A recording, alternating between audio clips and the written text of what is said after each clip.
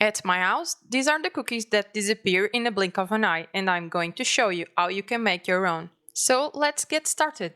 We will need 250 grams of unsalted butter. That should be room temperature. As you can see, my butter wasn't room temperature, so I just throw it in the microwave for a few seconds. For this recipe, you will not need any scale or measuring cups. You only need a very good IKEA mug. Or use any cup of your choice, as long as you use the same cup from the very start to end of this recipe. The next step will be adding the sugar. We will use brown muscovado sugar.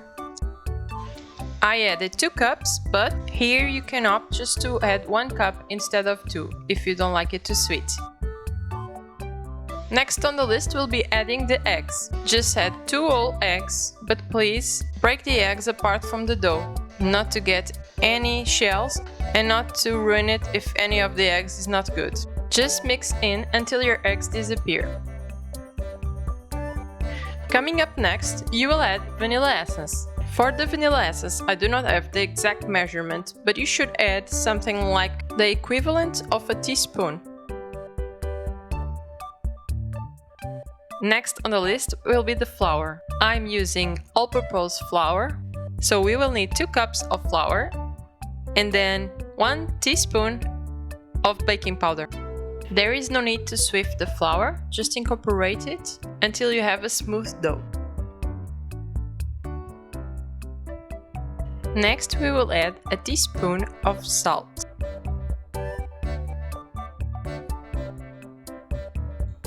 And finally, let's add the chocolate chips. I have used 250 grams of chocolate chips. Here you can also opt to use white chocolate or any nuts of your choice. This is where you can vary the recipe to have different outcomes. If you are not too excited to eat the cookies just yet, you can rest this dough for 15 minutes on the fridge. I just want to eat the cookies, so I'm going to continue on with the recipe. Remember, it is an optional step, and your dough will be a little bit more flat. Next step is preparing the oven tray. Line it with vegetable paper or parchment paper, and then you will only need a spoon and a spatula to mold the cookies. And if you don't have a spatula, you can use 2 spoons. Your dough will be firmer if you let it rest 15 minutes in the fridge. Just lay the balls on the tray and give them some space. This is where my recipe went wrong. I should have given a little bit more space on the tray between the doughs because they come to bake together. This recipe will give you a lot of cookies. Next time I will double up the space between the dough. Here are my trays. And now your oven should be preheated before you bake the cookies. You should have your oven to 180 degrees Celsius or 350 Fahrenheit for at least 10 minutes before putting the cookies in. Once they are in, they take about 10 to 12 minutes to cook. This is my end result, and as you can see, this did not go very well. If you have a cooling rack, just transfer the cookies while they are still hot.